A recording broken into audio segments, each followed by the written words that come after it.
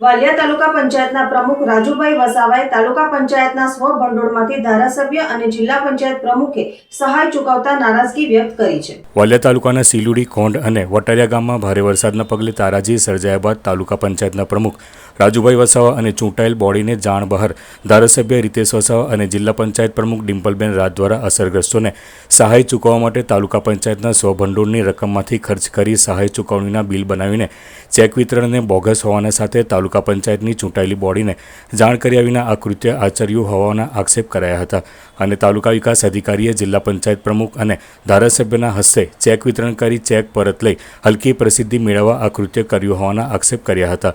સાથે પત્ર લખી દિન 3માં આ બાબતે ટીડીઓ પાસે ખુલાસો માંગ્યો છે।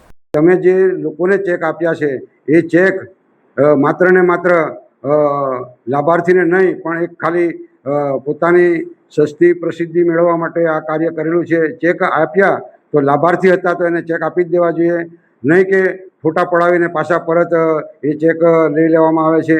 આવી ઘટના જો બનશે અને લાભાર્થીઓને મન દુઃખ થાય કે ભાઈ અમારા તાલુકા પંચાયતમાં અમારા ચૂંટાયેલા પ્રમુખો છે, અમારા ચૂંટાયેલા સભ્યો છે, એ લોકો નહીં અને ભાજપના ધારાસભ્ય, ભાજપના જિલ્લા પ્રમુખ આવીને જો ચેકનું વિતરણ કરતા હોય તો અમારા તાલુકા પંચાયતના ચૂંટાયેલા હોદ્દેદારો કેમ આવું કરે છે? કારણ કે એ પૈસા અમારા તાલુકા પંચાયતના સહભંડોળના હતા અને અમને કોઈ પણ જાતની જાણ કર્યા વગર મામલતદારની હાજરીમાં, તાલુકા વિકાસની હાજરીમાં મારે એ ટીડીઓ પણ ત્યાં હાજર હતા। તો મિત્રો, હું આ તમામને કહેવા માગું છું કે આવી કંઈ બી ઘટના બને તો લાભ અને લાભાર્થીને સહાય મળવી જોઈએ, નહીં મળવી જોઈએ એવું નહીં। સરકાર વધુમાં વધુ સહાય આપે એવી અમારી ઈચ્છા છે, પરંતુ આ બાબતમાં તમે પોતાની છબી સાફ કરવા માટે આવી જે ચાલો એ યોગ્ય નથી।